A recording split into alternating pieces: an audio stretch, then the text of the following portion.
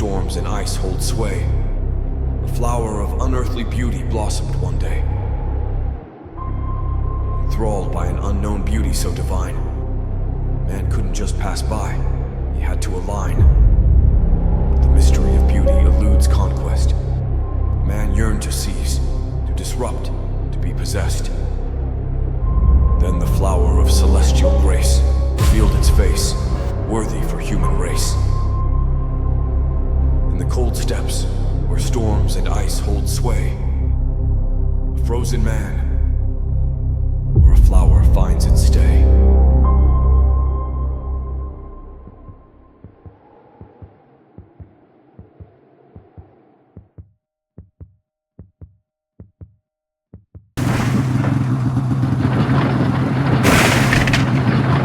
Shit!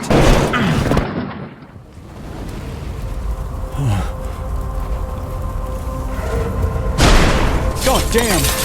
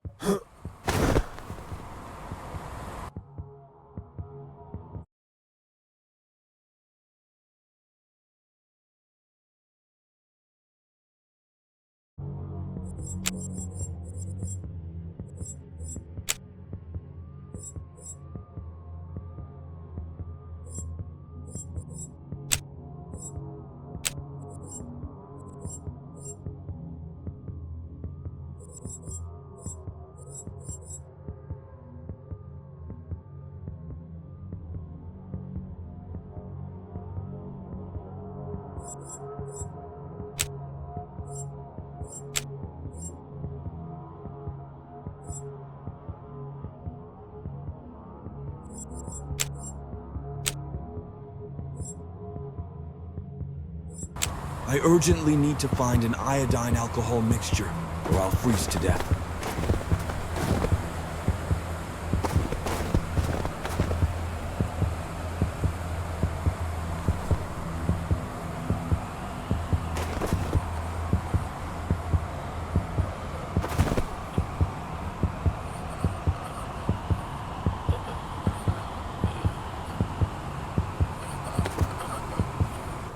Die in suffering, you bastard.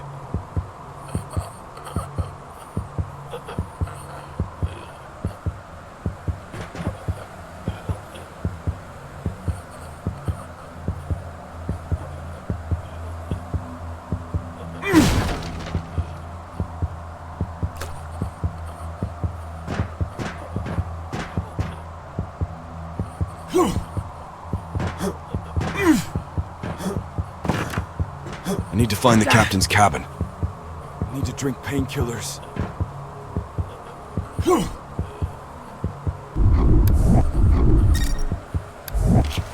No need at this moment.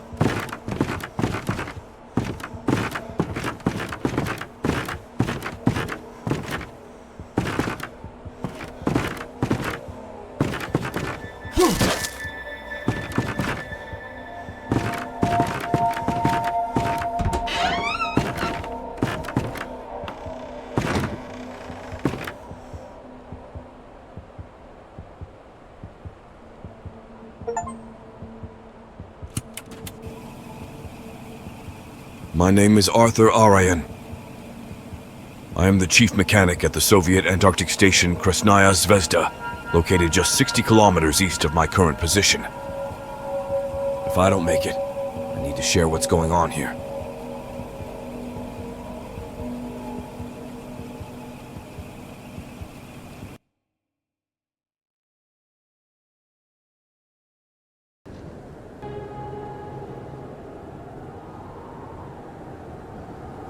A couple of days ago, our station intercepted an SOS signal originating from coordinates where, as per our records, no station exists. We assumed that our Soviet plane or helicopter had likely been involved in an accident and promptly rushed to the rescue.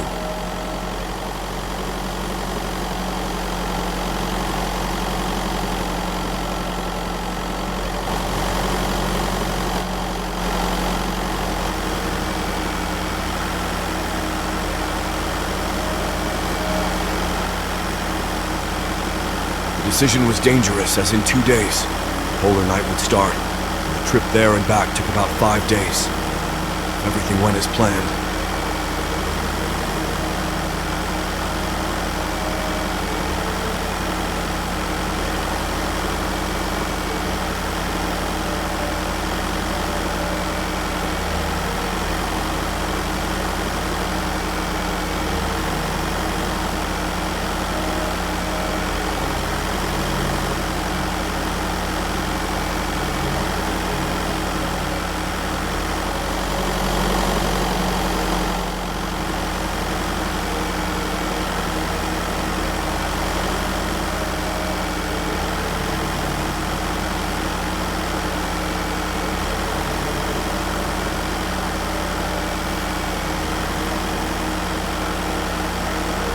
When we arrived at our destination, polar night had already descended. There lay a vast crater, unmarked on any map. Yet, it wasn't the colossal chasm that astounded us, but what loomed within it.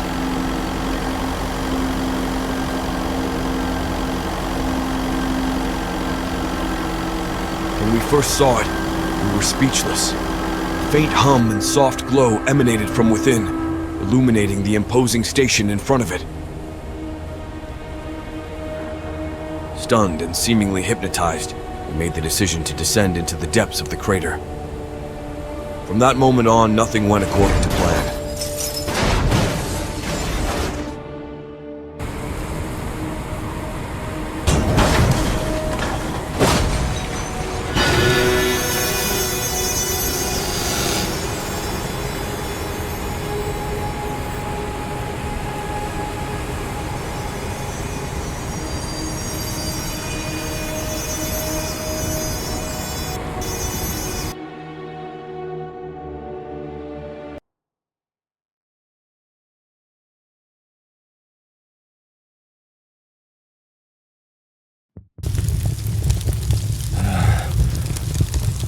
After the crash, I found myself in the back of the vehicle, surrounded by flames.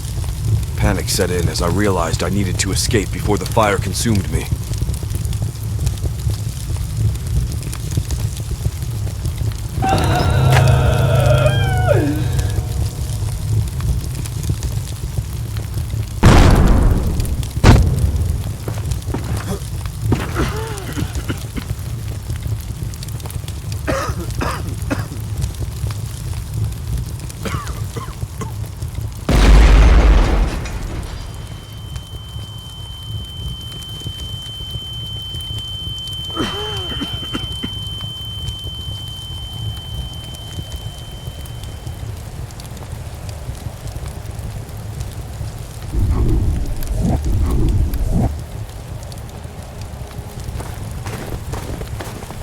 The lone survivor of the rescue team. Battling hypothermia's grip, I knew I had to reach the station swiftly. Through the dense fog and biting blizzard, I spotted one of the station houses ahead.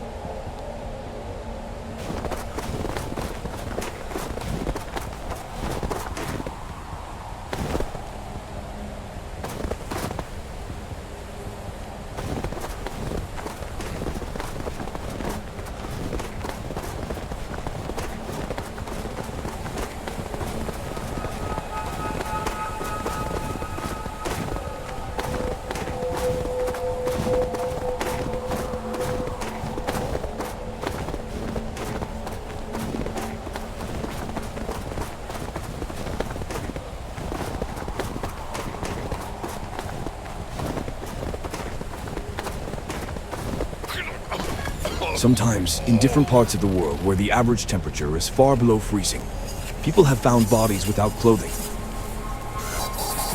There's a theory that when someone reaches the final stages of hypothermia, they begin to hallucinate. They feel an intense heat, like they're burning alive, and in their delirium, they tear off their clothes to escape the flames.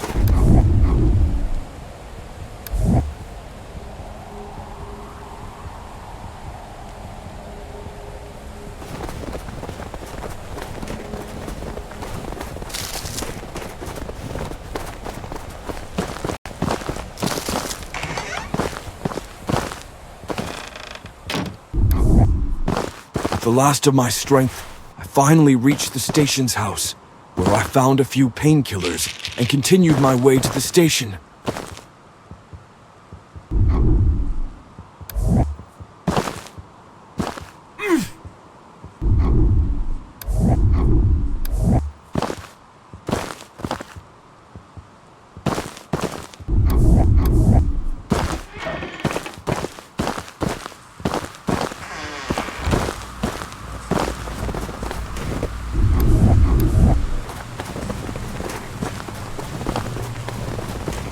It was clear that this was a Soviet station. Why this station, and even this crater, were not on any map, I still could not understand. What was even more disturbing was that everything seemed connected to a monstrous object at the center of the crater. Something that felt unnatural, as if it didn't belong in this world.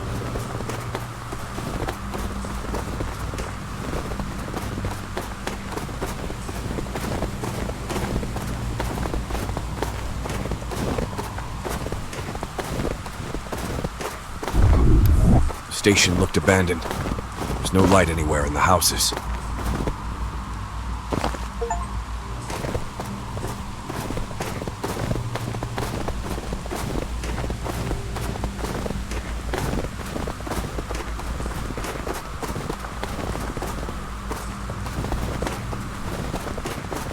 I had to switch on the power and heating, but first, I had to locate the generator station.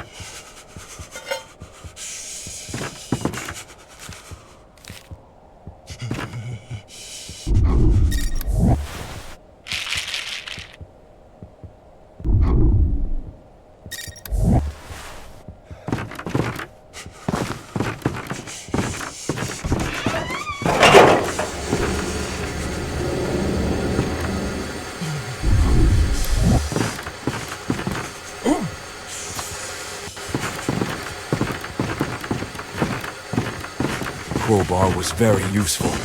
Besides being handy in fights and breaking crates, it could also be used to break certain locks and more.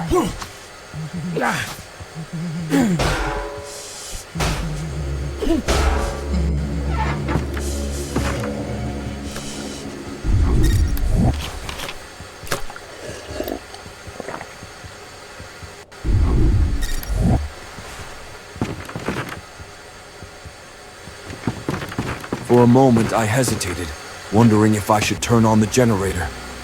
The thought didn't last. Without heat, I'd freeze to death, just like everything else out here.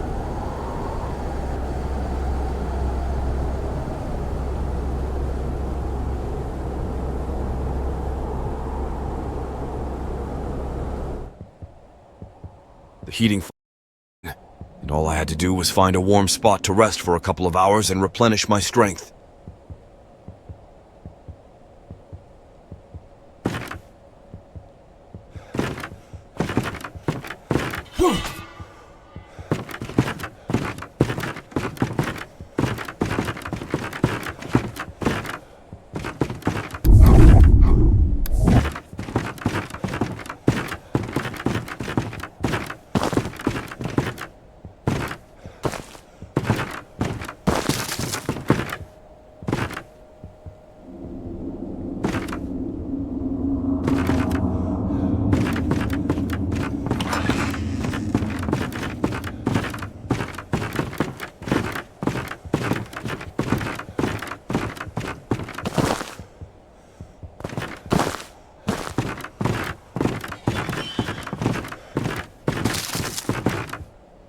I need to find a warm spot to rest.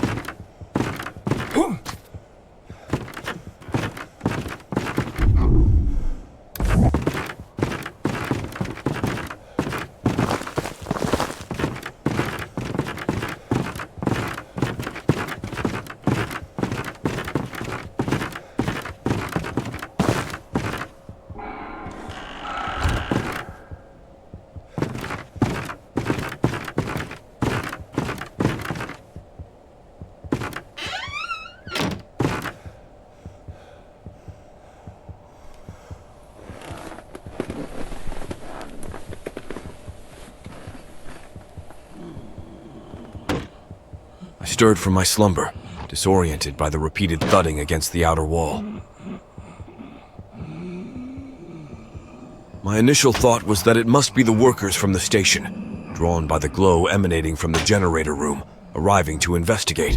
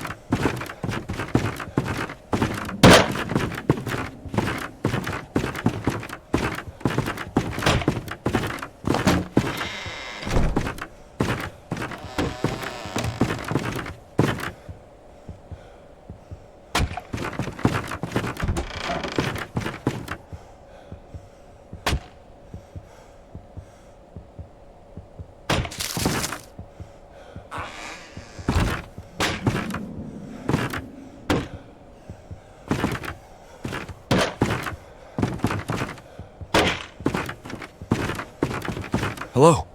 Is anyone here? In response, I only received a knock on the wall. Then I decided to go outside and see who was there.